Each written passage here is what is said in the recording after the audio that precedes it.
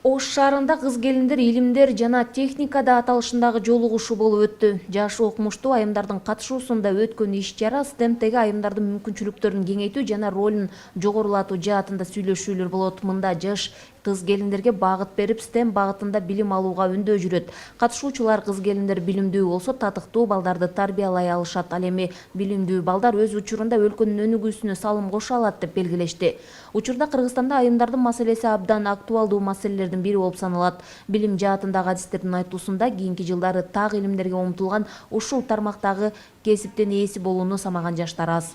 Кыз келиндерди табигый техникалык сабактарга кызыктырып, физика, инженерия, математика, химия сабактары боюнча жана башка тармактарда кошумча билим берүү колго алынууда. Анда айымдарды техникага, инженерияга кызыктыруу, алардын ушул багыттагы жөндөмүн ачуу максатын көздөп келишет.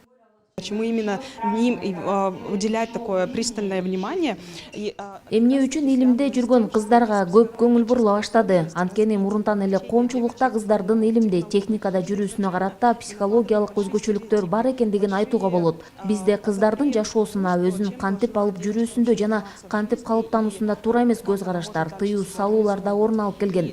Ушул тапта 30% гана аялдар илимде экендигин айта алабыз. Бирок күндөн күнгө алардын саны өсүүдө. Анткени бардык жерде буга өзгөчө көңүл бурулууда. Потому что начинают уделять этому пристальное внимание, начинают развивать программу.